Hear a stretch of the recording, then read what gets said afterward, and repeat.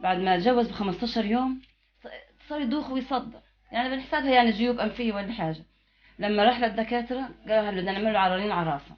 لما عملوا له رنين لقوا عنده ورم في الدماغ، حولوه على مستشفى المقاصد. اما راح مستشفى المقاصد يعني عملوا له العمليه الاساسيه وشالوا له الورم، لكن العمليه كان لها توابع. العمليه جرت 11 عمليه وراها. اخر عمليه مش عارفه، عاد اخر عمليه كان عنده سيوله، يعني كان بده دواء سيوله، ما استنوش يوقفوه، عملوا العمليه على طول. عملوا العمليه على طول، اجاه نزيف في المخ. اللي مانعني مش راضيين يعطوني نموذج عشان ابني يطلع برا. مش راضيين، نتحايل على الدكاتره مش راضيين. خلص بيقولوا حاله ميؤوس منها. كيف طب حاله ميؤوس منها؟ طب شوفوه، اعملوا اشاعه، اعملوا حد مرمي في البيت وبس. معيش. يا ريت معايا، والله لو معايا كان طلعته على بلاد برا، كمان كان طلعته على تركيا، كان طلعته على الاردن، كان طلعته على امريكا لو معايا. بس ما معيش. بدي عارف مستعده ابيع داري، المهم اعالج ابني. مستعده ابيع داري، المهم اعالج ابني.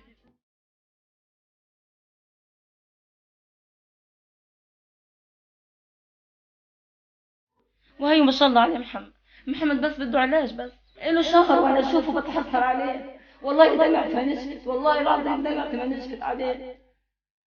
يعني ايش اسوي الحين؟ انا ايش اسوي؟ ارميه؟ يعني ارميه؟ يعطوا الشباب فرصه، يعطوا فرصه بس.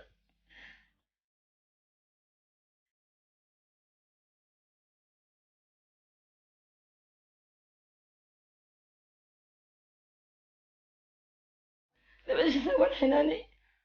يعني الدكاتره مشكلين معنا، يعطوه طب فرصه، خليه يطلع يمكن يلاقي فرصه، يمكن يلاقي علاج برا. وان شاء الله يلاقي علاج، ان شاء الله له علاج ابني بس ملوش علاج. وفي يعني قالوا في المستشفى الاستشاري في رام الله في له علاج. الحالات اللي زي هذه في لها علاج.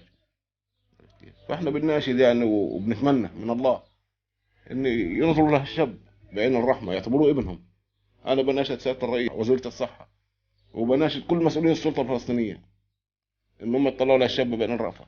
كل واحد في قلبه في إنسانية. لسيادة الرئيس، لسيادة الرئيس بس بدي إياه يطلع ابني بس، يطلع على ابني بس بعين العاطف، يعتبروا ابني واحد من أولادهم بس المسؤولية.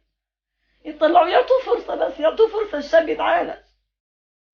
لكل واحد في قلبه رحمة أنا بوجه النداء تاعي له.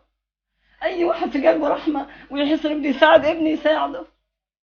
انا خدمت السلطه 36 سنه يخدموني في ابني. انا خدمت السلطه 36 سنه يخدموني في ابني.